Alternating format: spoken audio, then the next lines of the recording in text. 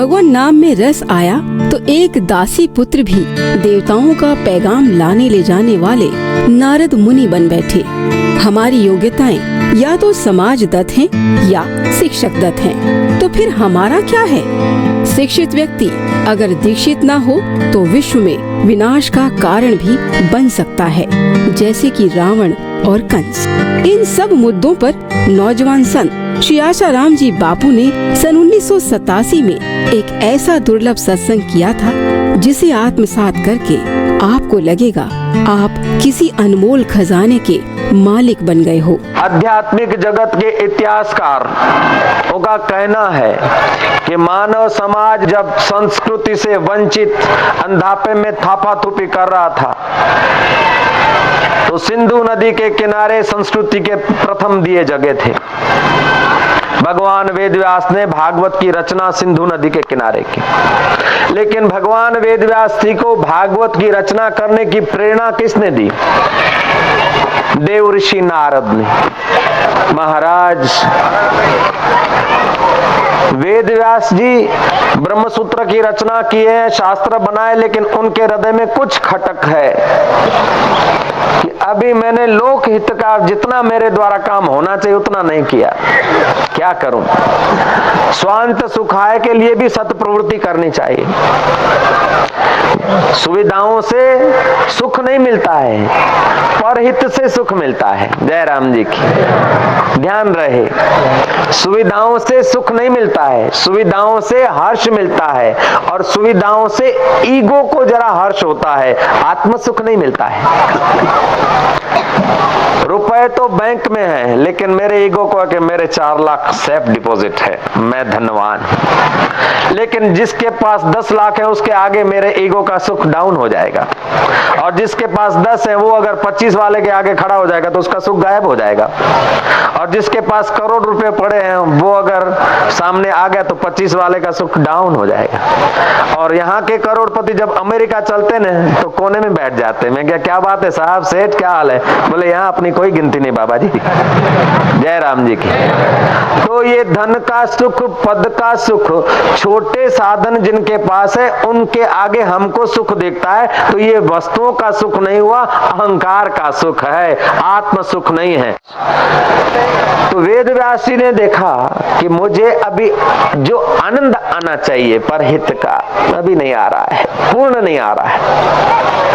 क्या किया जाए? किसी संत को पूछें। देव ऋषि नारद जी पसार हुए हैं। देव ऋषि नारद को वेदव्यास जी कहते हैं कि मुझे अभी पूर्ण आत्म संतोष नहीं हो रहा है। नारद जी ने ध्यान करके कहा कि भगवान, आपने ब्रह्मसूत्र जैसे ग्रंथ की रचना की, बड़े बड़े शास्त्र बनाए आपने, कर्म कांड, उपासना कांड, ज्ञान कांड, वेदों का आपने वर्गीकरण किया, लेकिन कलयुग का आदमी अल्पमति का होगा।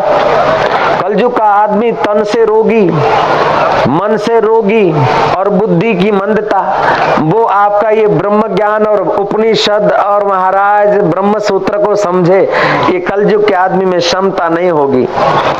इसलिए आप कृपा करके ऐसे कोई ग्रंथ की रचना करो जिसमें हास्य भी हो, वीर रस भी हो, श्रृंगार रस भी हो, भिन्न भिन्न प्रकार के रस मिलते मिलते मिलते परम रस की खबरें हो, ऐसा कोई ग्रंथ बनाओ महाराज।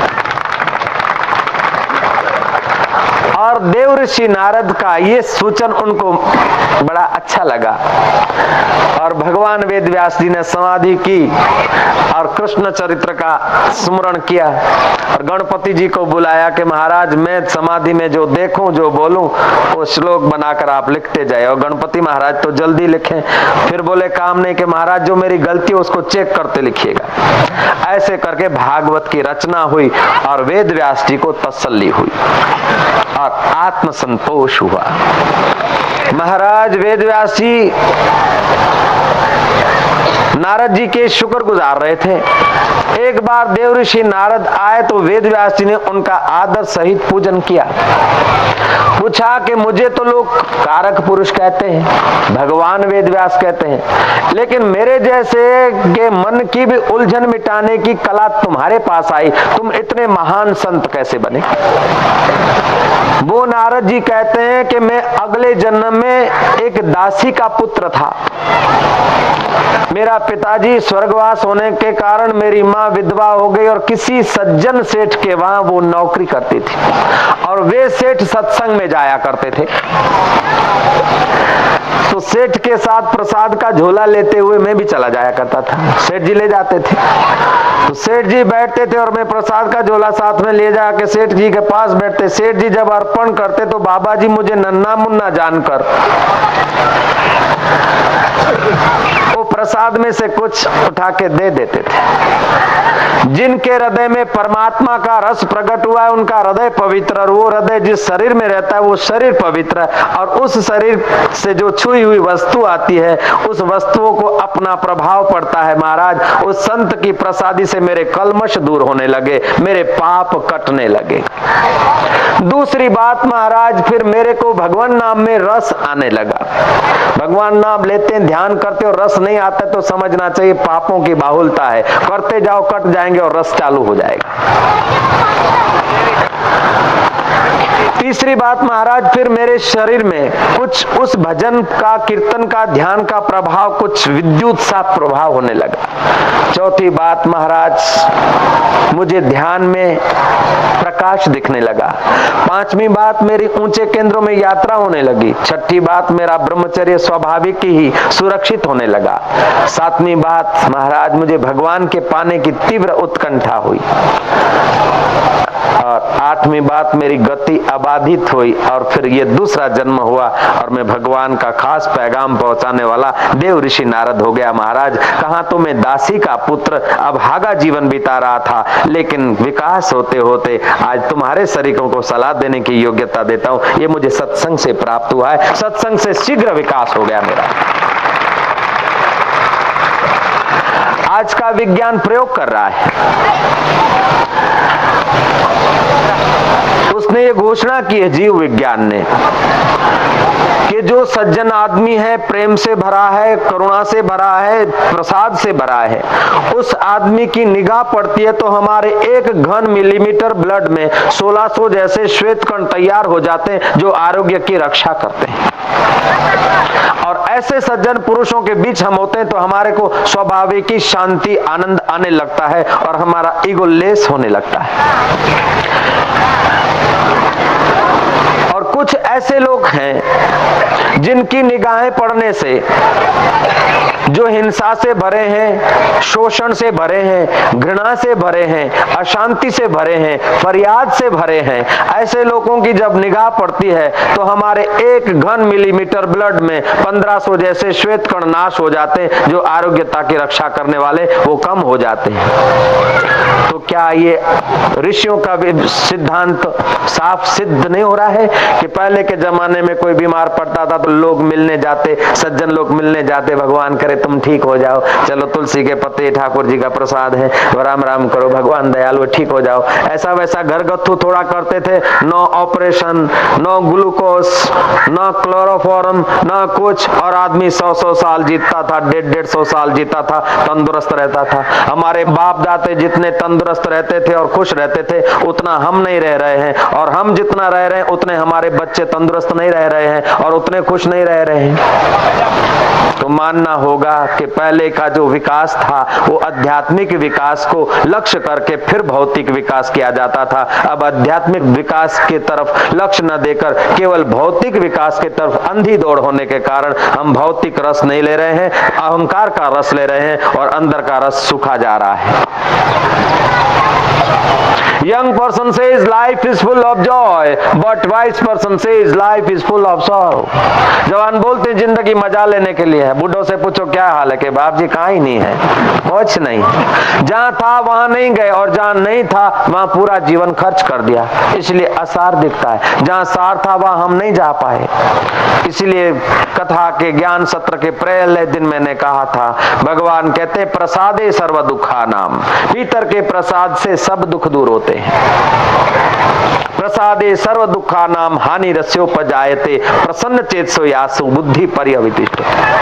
संसार की किसी वस्तु में, किसी अवस्था में सब दुख मिटाने की ताकत नहीं है, लेकिन अंदर का प्रसाद मिल जाए सब दुख मिट जाते हैं। और यही कारण है कि राजा भरतरी, राजा गोपीचंद, राजा जनक और दशरथ जैसे गुरु वशिष्ठ के आश्रम में जाकर ब्रह्म विद्या पाने की चेष्टा करते थे।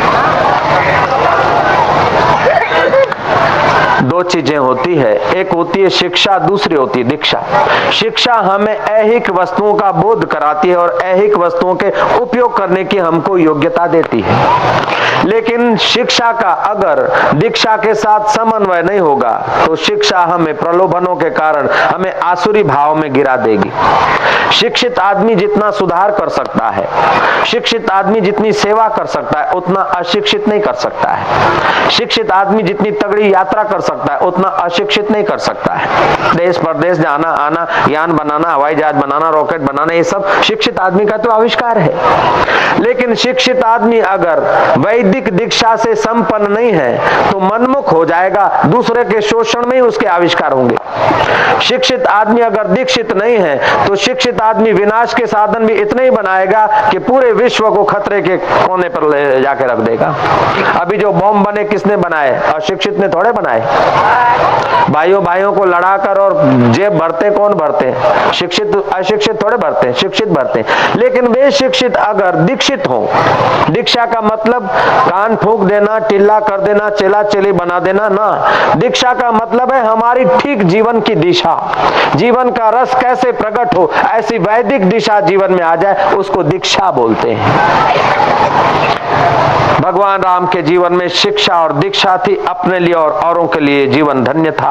रावण के जीवन में शिक्षा से धन का बाहुल्य था, लेकिन दीक्षा का रस न था, उसलिए बाहर के रस के कारण अनुचित आचरण करना पड़ा। हिटलर और सीजर के जीवन में शिक्षा तो थी, लेकिन दीक्षा का रस नहीं था, जीवन ऐसे ही व्यर्थ हो गया। तो शिक्षा के साथ जीवन में दीक्षा होती है तो जीवन अपने लिए और औरों के लिए सुखदायी हो जाता है। जो आप अंदर सुखी नहीं है वो दूसरे को सुख कैसे दे सकता है? तो संसार आपको, आप चाहें वही चीज संसार दे ये जरूरी नहीं, लेकिन आपको जो चाहिए वो आप संसार से ले लीजिए। और आपको चाहिए तो आपके उपयोग में आए वो चीज आपको लेना चाहिए। तो आपका उपयोग कैसे? कि शास्त्र अनुकूल आप सीख लीजिए कि संसार से क्या लेना है। अगर मन के अनुकूल लेंगे तो मनमुख होकर, तो आज तक हम कई जन्मों में हमारे मन ने जैसा कहा, इधर सुख है, ये करेंगे तो सुखी हो गए, ये करेंगे तो सुखी होंगे। मन ने जो कहा, बुद्धि ने जो कहा, हम जिंदगी भर वही तो करते आए, सदियों से करते आए। तो आपके मन में जैसा आया ऐसा तो आप करते आए, तो क्या सब दुख दूर हो गए? हृदय पर हाथ रख के देखेंगे तो नकार आएगा। मन में जो अच्छा लगा वो तो किया सबने। तो आपके मन को जो अच्छा लगा वो करते आएंगे तो विश्रांति नहीं मिलेगी। लेकिन जो वास्तविक में अच्छा है वो अगर शास्त्र और गुरुओं के द्वारा जानकर फिर जो करेंगे, आपका बेड़ा पार हो जाएगा। इसीलिए सत्संग की जरूरत है।